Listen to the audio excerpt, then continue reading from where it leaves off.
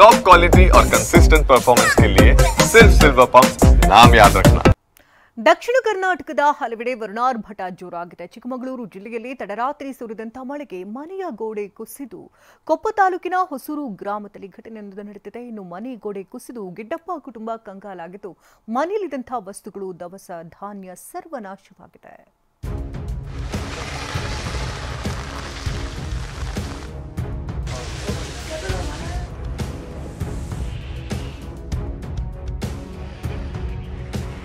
ವರುಣಾಘಾತಕ್ಕೆ ನದಿಯೊಡಲು ಉಕ್ಕಿ ಹರಿಯುತ್ತಿದ್ದು ಎಲ್ಲೆಲ್ಲೋ ಜಲರಾಶಿಯೇ ಕಾಣ್ತಿದೆ. ಮೃಗಶಿರ ಮಳೆಯ ಅಬ್ಬರಕ್ಕೆ ದಕ್ಷಿಣ ಒಳನಾಡಿನ ಹಲವು ಜಿಲ್ಲೆಗಳು ತತ್ತರಿಸಿವೆ. ಭಾಗಮಂಗಲ ತ್ರಿವೇಣಿ ಸಂಗಮ ಸಂಪೂರ್ಣ ಜಲಾವೃತ. ಮಳೆ ಪ್ರತಾಪಕ್ಕೆ ಕಾವೇರಿ, ಲಕ್ಷ್ಮಣ ತೀರ್ಥ, ಗರಗಂದೂರು ನದಿಗಳು ಉಕ್ಕಿ ಹರಿಯುತ್ತಿದ್ದು, ಕೊಡಗಿನ ಭಾಗಮಂಗಲದ ತ್ರಿವೇಣಿ ಸಂಗಮ ಸಂಪೂರ್ಣ ಜಲಾವೃತಗೊಂಡಿದೆ. ಮೇಲ್ಸೇತುವೆ ಕೆಳಗಿನ ಅಂಗಡಿಗಳು ಕೂಡ ಜಲಾವೃತಗೊಂಡಿದ್ದು, ಅಂಗಡಿಯಲ್ಲಿದ್ದ ಸಾಮಾನುಗಳನ್ನ ಬೇರೆಡೆಗೆ ವರ್ತಕರು ಸಾಗಿಸಿದ್ರು. ಭಾಗಮಂಡಲದ ಫ್ಲೈಓವರ್ ಕೆಳಗೆ ಇರುವಂತಹ ಒಂದಷ್ಟು ಅಂಗಡಿ ಮುಂಗಟ್ಟುಗಳು ಜಲಾವೃತ ಆಗಿರೋದನ್ನು ನಾವು ನೋಡ್ಬೋದು. ಈಗಾಗಲೇ ಆ ಜಲಾವೃತವಾಗಿರುವಂತಹ ಅಂಗಡಿಗಳಿಂದ ಸಾಮಾನು ಸರಂಜಾಮುಗಳನ್ನು ಅಂಗಡಿ ಮಾಲೀಕರು ಬೇರೆ ಬೇರೆ ಕಡೆ ಅದನ್ನು ಸುರಕ್ಷಿತವಾಗಿ ತೆಗೆದುಕೊಂಡು ಹೋಗ್ತಾ ಇರೋದು ನೋಡ್ಬೋದು. ಇವರ ದಿನನಿತ್ಯದ ಬದುಕಿಗೆ ಇದೇ ಅಂಗಡಿ ಮಳಿಗೆಗಳನ್ನು ಆಶ್ರಯಿಸಿ ಬದುಕ್ತಾ ಇದ್ದಾರೆ. ಶಿರಾಡಿಯಲ್ಲಿ ಕುಸಿಯುತ್ತಿದೆ ರಸ್ತೆಯ ತಡೆಗೋಡೆ. ಎಡೆಬಿಡದೆ ಸುರಿಯುತ್ತಿರುವ ಮಳೆಯಿಂದಾಗಿ ಹಾಸನ ಶಿರಾಡಿಘಾಟ್ ರಸ್ತೆ ಅಧ್ವಾನ ಎದ್ದಿದೆ. ಆಲೆಮಹಲ್ ಬಳಿ ಸುಮಾರು 100 ಮೀಟರ್ ಉದ್ದಕ್ಕೂ ರಸ್ತೆಯ ತಡೆಗೋಡೆ ಕುಸಿಯತೊಡಗಿದೆ. ಪ್ಲಾಸ್ಟಿಕ್ ಹೊದಿಕೆ ಹಾಕಿ ರಸ್ತೆ ರಕ್ಷಣೆಗೆ ಕಸರತ್ತನ್ನ ಮಾಡ್ತಿದ್ದಾರೆ. ಶಿರಾಡಿ ಘಾಟ್ನಲ್ಲಿ ನಿಜವಾದ ಅವಾಂತರಗಳ ಸರಣಿ ಈಗ ಕಂಡು ಬರ್ತಾ ಇದೆ. ನಾವೀಗ ಶಿರಾಡಿ ಘಾಟ್ನಲ್ಲಿರ್ತಕ್ಕಂಥ ಆನೆಮಲ್ ಪ್ರದೇಶದಲ್ಲಿದ್ದೀವಿ. ನೋಡ್ತಾ ಇದ್ದೀವಿ, ನಿರಂತರವಾಗಿ 3-4 ದಿನದಿಂದ ಮಳೆ ಬಂತು. ಆ ಮಳೆಯಿಂದಾಗಿ ನೂತನವಾಗಿ ನಿರ್ಮಾಣ ಆಗಿರ್ತಕ್ಕಂಥ ಈ ಒಂದು ರಾಷ್ಟ್ರೀಯ ಹೆದ್ದಾರಿಯ ಚತುಷ್ಪಥ ರಸ್ತೆಯ ರಕ್ಷಣೆಗಾಗಿ ಕಟ್ಟಿದ್ದಂಥ ಗೇಬ್ರಿಯನ್ ವಾಲ್ ಕಂಪ್ಲೀಟ್ ಆಗಿ ಕೊಚ್ಚಿ ಹೋಗಿದೆ. ಇದೇ ಘಾಟ್ನ ದೊಡ್ಡ ತಪ್ಪಲು ಬಳಿ ರಾತ್ರಿ ರಸ್ತೆಗೆ ಬೃಹತ್ ಮರ ಉರುಳಿ ಬಿದ್ದಿದೆ. ಬೆಳಿಗ್ಗೆ ತನಕ ಮರ ಮಣ್ಣು ತೆರವು ಮಾಡಿ ಸಂಚಾರಕ್ಕೆ ಅನುವು ಮಾಡಿಕೊಳ್ಳಲಾಯಿತು. ಬೀಳು ಹಂತದಲ್ಲಿದ್ದ ಮರಗಳನ್ನ ಕಡಿಯಲಾಯಿತು.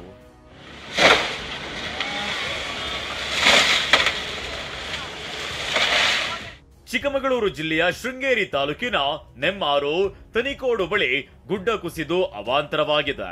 ಮುಂಜಾಗ್ರತಾ ಕ್ರಮವಾಗಿ ರಾಷ್ಟ್ರೀಯ ಹೆದ್ದಾರಿ 169ರಲ್ಲಿ ಗುಡ್ಡ ಕುಸಿತ ಹಿನ್ನೆಲೆ ಜೂನ್ 20ರ ಬೆಳಿಗ್ಗೆ 8ರವರೆಗೆ ಸಂಚಾರ ನಿರ್ಬಂಧ ಹೇರಲಾಗಿದೆ.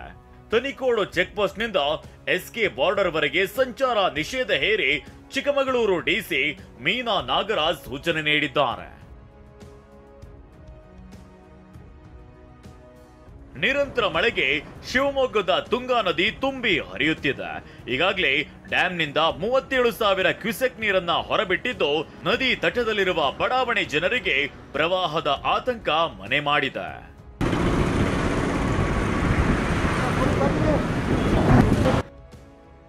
ಮಳೆಯಿಂದಾಗಿ ಹೊಸನಗರ ತಾಲೂಕಿನ ಹುಳಿಕಲ್ ಘಾಟ್ನಲ್ಲಿ ತಿರುವಿನಲ್ಲಿ ಮಣ್ಣು ಕುಸಿದಿದೆ. ಅದೇ ಜಾಗದಲ್ಲಿ ಲಾರಿಯೊಂದು ಕೆಟ್ಟು ನಿಂತಿದ್ರಿಂದ ರಾತ್ರಿಯಿಂದ 100 ವಾಹನಗಳು ನಿಂತಲ್ಲೇ ನಿಂತಿದ್ವು. ಇನ್ನು ಹೊಸನಗರದ ಅರಮನೆ ಕೊಪ್ಪ ಬಳಿಯ ಕುಂದಗಲ್ನಲ್ಲಿ ಮತ್ತೆ 2 ಅಡಿ ಆಳಕ್ಕೆ ಭೂಮಿ ಕುಸಿದಿದೆ. ಹೀಗಾಗಿ ಶಾಸಕ ಆರಗ ಜ್ಞಾನೇಂದ್ರ ಸೇರಿದಂತೆ ಹಲವು ಅಧಿಕಾರಿಗಳು ಆಗಮಿಸಿ ಸ್ಥಳ ಪರಿಶೀಲನೆ ನಡೆಸಿದ್ರು.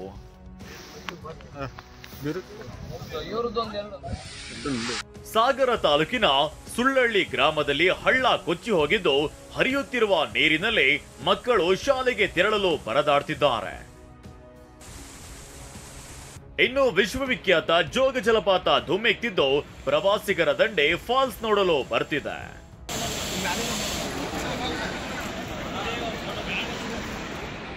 ಇತ್ತ ಚಿಕ್ಕಮಗಳೂರಿನ ಶೃಂಗೇರಿ ತಾಲೂಕಿನ ಸಾಲ್ಮರ ಗ್ರಾಮದ ಹೈವೇಯಲ್ಲಿ ಭೂಕುಸಿತ ಉಂಟಾಗಿದೆ. ಭಾರಿ ವಾಹನಗಳ ಸಂಚಾರಕ್ಕೆ ಜಿಲ್ಲಾಡಳಿತ ನಿರ್ಬಂಧ ವಿಧಿಸಿದೆ. ಲಘು ವಾಹನಗಳ ಸವಾರರು ಕೂಡ ಆತಂಕದಲ್ಲಿ ಸಂಚಾರ ಮಾಡ್ತಿದ್ದಾರೆ. ಹಾಸನ ಜಿಲ್ಲೆಯಲ್ಲಿ ಮಳೆಯ ಅಬ್ಬರ ಮುಂದುವರೆದಿದ್ದು, ಹೇಮಾವತಿ ಜಲಾಶಯದ ಭಾಗದಲ್ಲಿ ಉತ್ತಮ ಮಳೆಯಾಗ್ತಿದೆ. ಹೀಗಾಗಿ ಜಲಾಶಯದಲ್ಲಿ 26.120 ಟಿಎಂಸಿ ನೀರು ಸಂಗ್ರಹವಾಗಿದ್ದು ಹೆಚ್ಚಿನ ಪ್ರಮಾಣದಲ್ಲಿ ನೀರು ಹರಿದು ಬರುವ ನಿರೀಕ್ಷೆ ಇದೆ. ಯಾವುದೇ ಸಮಯದಲ್ಲಿ ನದಿಗೆ ಬಿಡುವ ಸಾಧ್ಯತೆ ಇದ್ದು ನದಿ ಪಾತ್ರದ ಜನರಿಗೆ ಸುರಕ್ಷಿತ ಸ್ಥಳಗಳಿಗೆ ತೆರಳುವಂತೆ ಅಧಿಕಾರಿಗಳು ಸೂಚನೆ ನೀಡಿದ್ದಾರೆ.